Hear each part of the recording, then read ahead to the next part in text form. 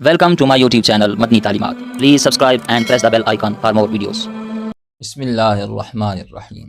السلام علیکم ورحمۃ اللہ۔ معزز سامعین کرام، سوال پوچھا گیا ہے کہ روزے کی حالت میں زیر ناف بال یہ کاٹنا یہ جائز ہے یا نہیں؟ اس سے کیا روزہ فاسد ہو جاتا ہے؟ کیا اس سے روزہ ٹوٹ جاتا ہے یا نہیں؟ شریعت اس کے حوالے سے کیا کہتی ہے؟ اور دیگر بال کٹوانا یعنی سر کے بال کٹوانا یا بغلوں کے بال اتارنا، یہ بال کٹوانا جائز ہے یا نہیں؟ تو اس حوالے سے شرعی رہنمائی فرمائیں۔ تو بہت اچھا سوال پوچھا گیا ہے، تو میں انشاءاللہ اس حوالے سے آپ کو مکمل تفصیل سمجھاتا ہوں۔ یاد رکھیں، بہت سارے لوگ یہ سمجھتے ہیں کہ پورے جسم کا روزہ ہوتا ہے تو اس لیے روزے کی حالت میں جو ہے وہ بال نہیں کاٹنے چاہیے۔ بہت سارے لوگ اس حوالے سے یہ ذہن رکھتے ہیں، یہ نظریہ اور سوچ رکھتے ہیں۔ تو اس میں شریعت کا کیا حکم ہے، شرعی اس حوالے سے کیا رہنمائی ہے، وہ میں آپ کے سامنے بالکل واضح کر کے آسان کر کے رکھنے لگا ہوں۔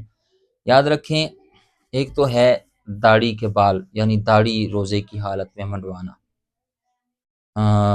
یہ جو ہے نا، داڑھی منڈوانا، ایک مٹھی سے کم کروانا، یہ شیو کروانا، یہ روزے کی حالت میں ہو یا روزہ نہ رکھا ہو، دونوں صورتوں میں جو ہے وہ ایک مٹھی سے کم کروانا یا شیو کروانا یہ عام دنوں میں بھی حرام ہے اور روزے کی حالت میں بھی حرام ہے۔ ایک مٹھی سے کم کرانا حرام ہے، باقی روزے کی حالت میں بھی اگر کوئی داڑھی منڈواتا ہے وہ اس سے اس کا روزہ نہیں ٹوٹے گا۔ اب آئیے دوسری طرف کہ زیر ناف بال ہوں یا سر کے بال کٹوانے ہوں یا بغلوں کے بال کاٹنے ہوں یا ناخن کاٹنے ہوں، روزے کی حالت میں یہ کٹوا سکتے ہیں یا نہیں؟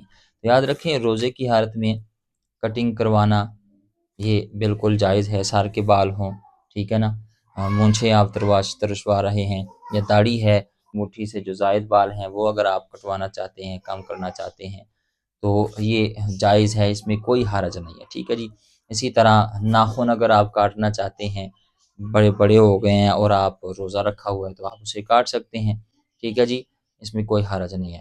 اور اسی طرح بالکل جو زیر ناف بال ہیں، جو پرائیویٹ پارٹ کے بال ہوتے ہیں، وہ بھی آپ روزے کی حالت میں بغلوں کے بال ہوں یا ناف کے نیچے جو فالتو بال ہوتے ہیں زیر ناف بال، تو آپ اسے کاٹ سکتے ہیں روزے کی حالت میں، اس میں کوئی حرج نہیں، بالکل جائز ہے، اس میں کوئی قباحت نہیں ہے، روزے پر اس کا کوئی اثر نہیں پڑتا۔ تو امید ہے آپ بات سمجھ گئے ہوں گے۔